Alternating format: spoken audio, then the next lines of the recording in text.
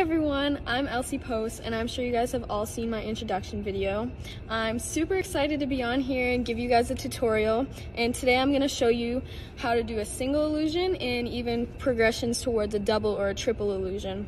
But I decided to do this because I thought that an illusion is something that most athletes do, and I think that some of the tips that I have will be really beneficial.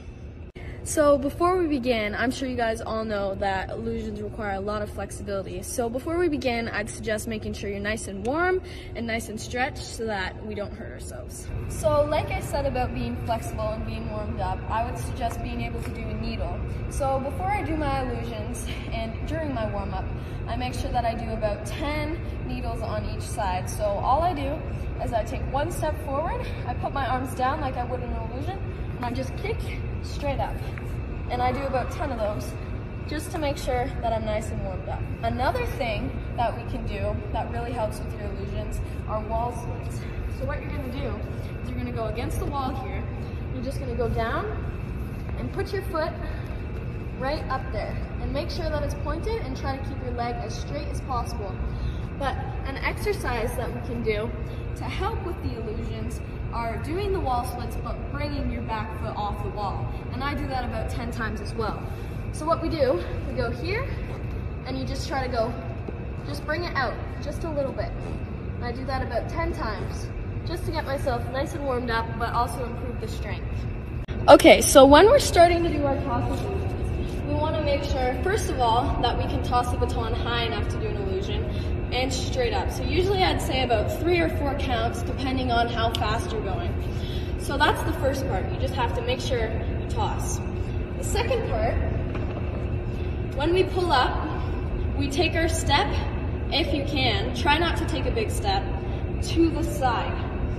Because if we go to the corner, then our illusion's going to be off pattern, going on the diagonal. We want to make sure we take a nice step right to the side and our head goes straight down to the wall, because then it keeps us right in check with the right pattern. So when we go, it should be pull up, toss, and down. The next part of it is making sure that you bring your arms straight down. And I also bring mine a little bit back because it gives you a little bit of power. So when we're going, it should be up, side, down, like that. On your illusions, you really want to make sure that your toe is pointed and your leg is really straight. Now we're going to actually do our illusion. So it goes up, here, and around. But you see how I finished? If we're just working on it, that would be fine. But if you want to go a little bit step farther, when we finish our illusion, we can try to pull up into releve, into our catch, because it just looks a little bit cleaner. So when we're going, we want to make sure up, toss, down, around, and try to go up. So now that I've shown you the body work, we're going to focus on the toss of the illusion. When we start, we want to make sure that we go pull straight up and we toss the baton before we do the illusion. So a lot of times you'll see people tossing it as they go down, which might cause the baton to go either this way or that way and not straight up like you want it to be. So we really want to not exaggerate it, but just make sure that we toss before we're going to the illusion. So it should look like something like this. And just make sure that we toss before. Another thing, like I mentioned before, on your illusions, when you finish, it would be nice to come right straight up into releve when you finish, and I didn't do that very well on the last one. But some of the things that I do to work on that, I just stand here like this with my leg bent, and then I go, whoop. And I do that as an exercise with some of the stuff that I did before, like the needles and the wall splits, just to help with the actual releve part at the end of the illusion.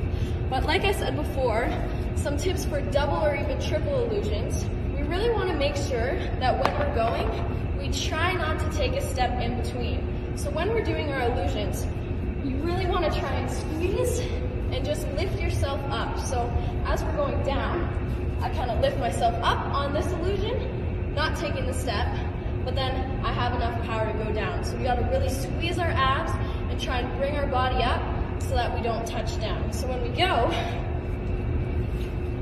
you try not to go and touch the floor. So the toss for the double and the triple illusion are basically the same as the single illusion, but obviously just a little bit higher. So when we're going, we want to make sure that it goes straight up before we do the illusion, and you want to make sure that it's placed correctly. So when we go, this is what the single illusion should look like. Pull up, here, and for the double illusion, same thing. Like that. So I hope you guys all enjoyed my tutorial and you can take something from it to help with your illusions, but I also hope that everyone is safe and healthy and I get to see you soon. Bye!